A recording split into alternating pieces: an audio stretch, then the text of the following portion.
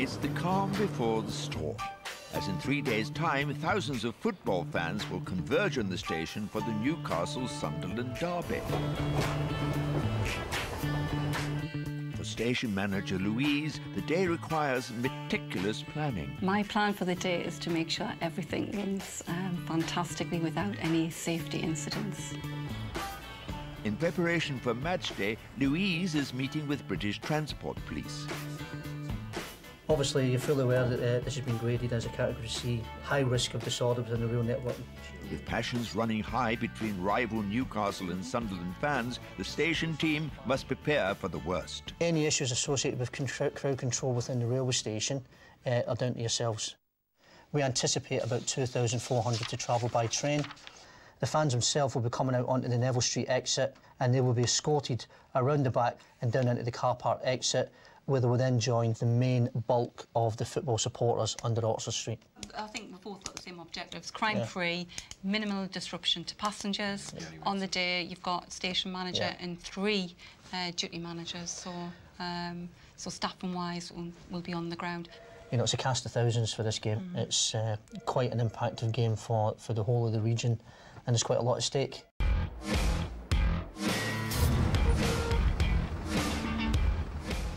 It's the day of the Newcastle-Sunderland football derby.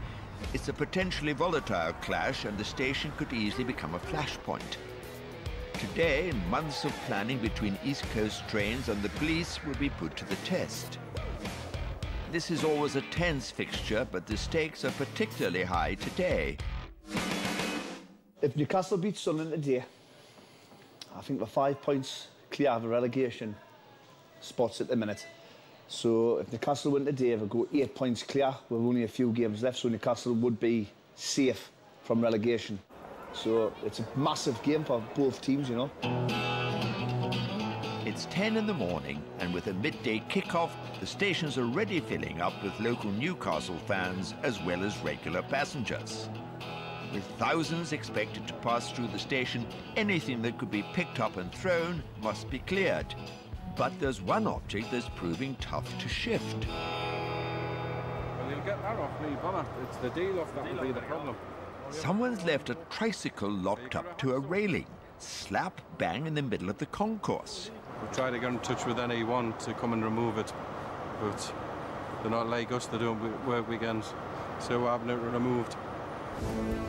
That's note that one. And this way. The deal off you. Put on there. Right as close to the edge as you can.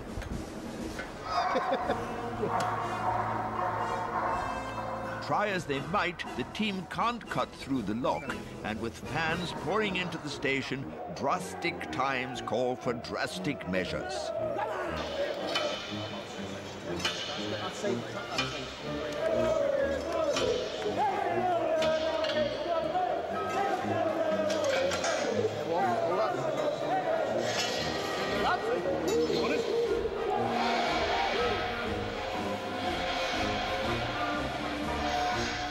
Just in the nick of time.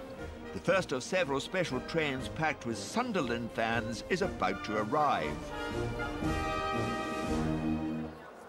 This is a calm before the storm, and we've got everything, all the preparations in place, and we're just waiting for the special service to arrive.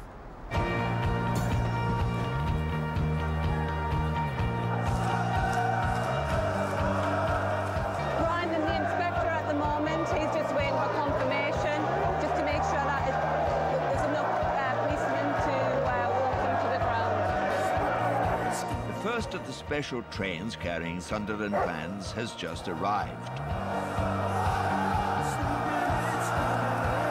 The plan is to keep them together, away from rival supporters and under police escort, all the way to the ground.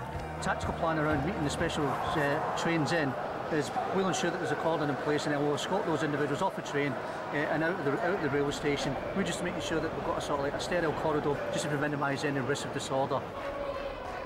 The Sunderland supporters are held in a car park at the edge of the station until all the special trains have arrived and the fans can be escorted to the ground. I think it's important to say that the vast majority of the individuals who go to this football match are honest, decent, hard-working individuals.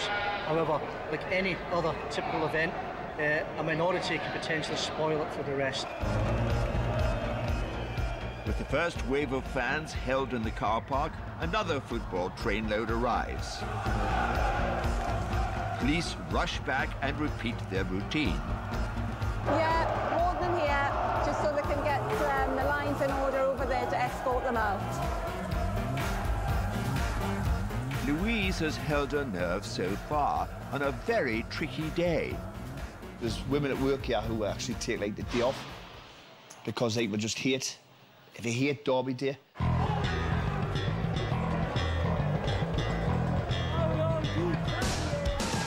It can get really, really intimidating, and it's not a nice place to be when you've got sort of running battles outside and you've got people full of alcoholic beverage, sort of working ourselves, shouting and bawling.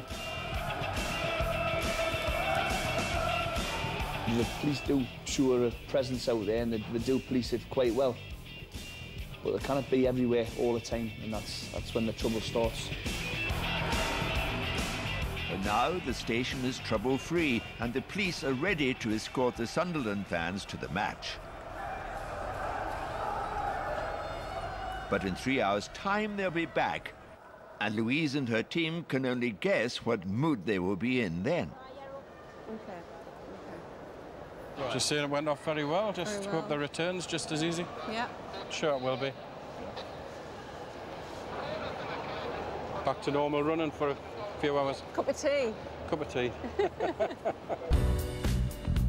The hotly contested Newcastle-Sunderland football derby kicked off 15 minutes ago. At the station, for Newcastle fans Mark and Daz, the love of the tune is too hard to resist.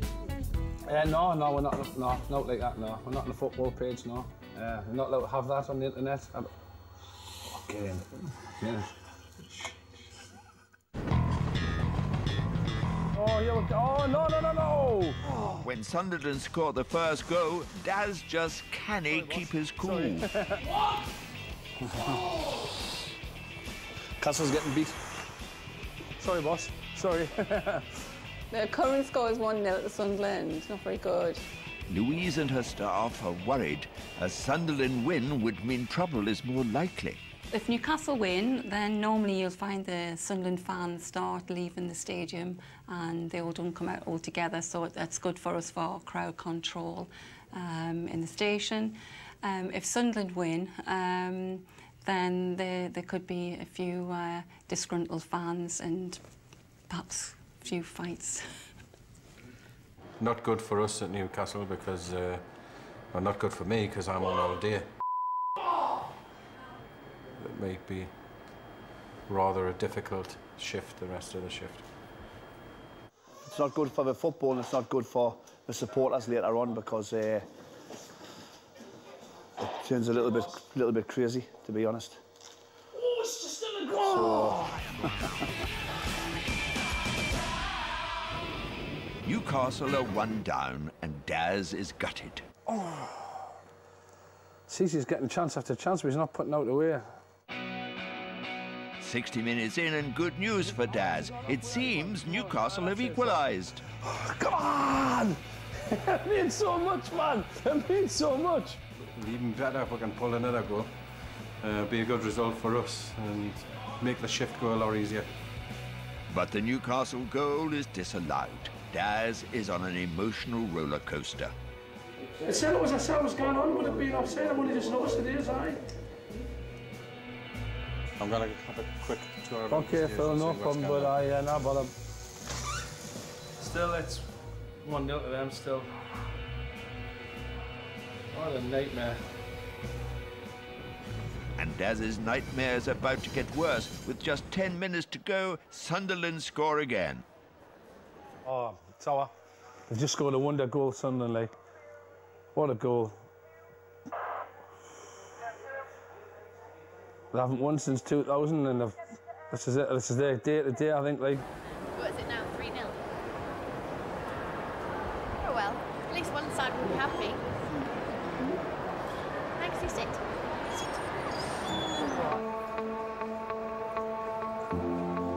At the final whistle, Sunderland win 3-0 and Louise fears the worst. major concern now is just the clash between the Sunderland fans that are coming to use the station and Newcastle fans that are in the station. It's not going to be a problem with the Sunderland fans because they're all going to be in good spirits because it's a cracking result for them. Unfortunately, for us, it's not it's a good result. It's an absolute nightmare when it kicks off and the supporters are on each other's throats. It's not a nice place to be honest. It's a little bit intimidating. You can see now we've got a lot of police in attendance now. They're obviously getting prepared for them coming down. The police are escorting the Sunderland fans back to the station where Louise is waiting nervously. Are they on the way, Brian, are they? What? Are they on the way? Yeah, they're on the way. The escort's on its way down, so we'll hear them coming down the back of 4th Street. It's going to be one slick move in onto the station, onto the train, and then gone. That's the plan. So we'll see how it happens. Okay.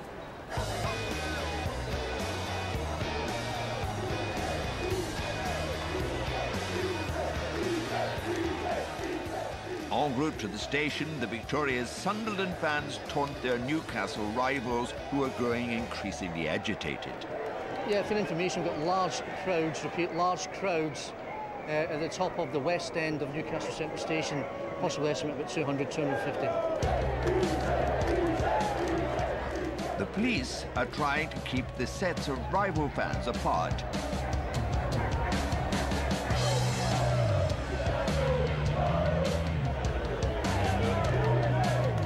But almost inevitably, it all starts to kick off. Right, guys, you've heard what I said, there are massive problems with the escort, people trying to attack them en route, so be on your game, please. With skirmishes breaking out in the city centre, the police need to get the Sunderland supporters out of town fast. For Louise, it's becoming the stuff of nightmares. Suddenly, a large group of Newcastle fans break through into the station on the hunt for their rivals. Apparently we've got a load of supporters coming down there, jumping over the barriers. Dog handlers to the front end of the station, dog handlers to the front of the station. Some supporters start throwing things at the police. Oh, Charlie, November officers, draw your buy-ins! Draw your buy-ins! Stand by! Missiles been thrown, missiles been thrown! While the police handle security, Louise's main concern is to protect the passengers in her station. Just want to move back, you're going to get hurt here, okay? Move back. Thrown, missiles been thrown! Station, come on, run the back! So can I ask you to move back in case you get damaged? Order collies!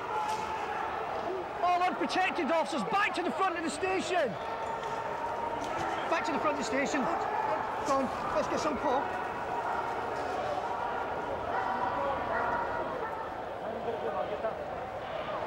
How did those fans get there? Do you know? Don't know. I don't know.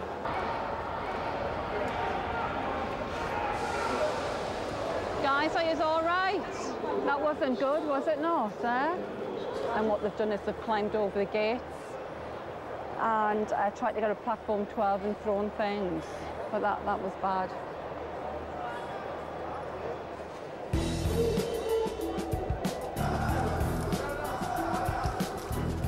Still determined to get at the Sunderland supporters, some Newcastle fans have begun to surround the station.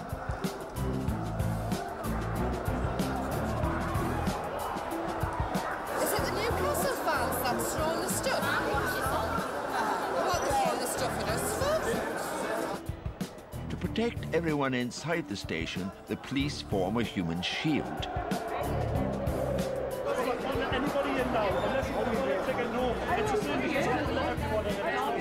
Basically what we've done, we've closed the front doors here because there's still a lot of Newcastle fans outside, obviously knowing that the Sunderland fans want to get on the train. We were planning on going to get taxis, but obviously we're barricaded at the station because the people throwing coal and cones, fighting. We can't get out of the station, we're locked in practically. It's essential to get the Sunderland fans off the station before the situation gets worse. Once they come and go, then open the station to all traffic. But they're on the way in now as we speak. We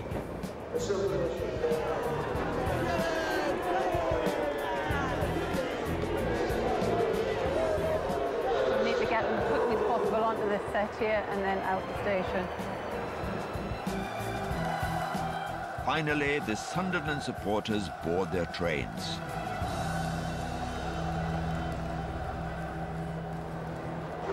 Wasn't good.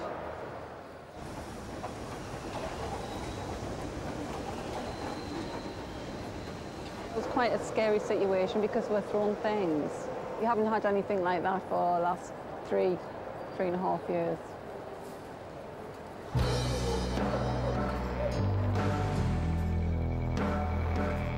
The skirmishes have left a trail of devastation. I did tell you, it does kick off when we get a result like this, as you can see by the damage and the missiles that's been thrown. Even some vehicles in the staff car park have been damaged. I think this is one of the worst hit ones. You can see the dent in the car. Well, they used these cars here to jump up onto the roofs to get the leverage over the fence.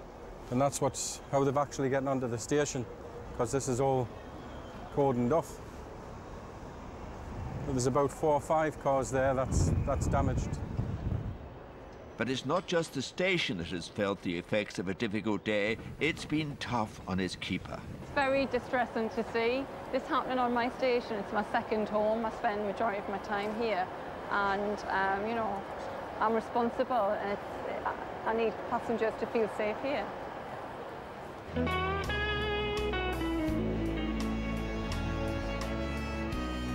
Derby Day has taken its toll on the Toon, claiming 29 arrests and 3 police officers injured.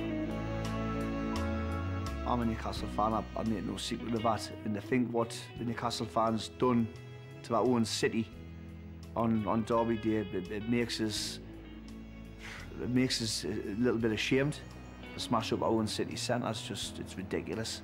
And they're just like, you know, we're not just smashing up our city centre, we're smashing up property that belongs to people who are working class.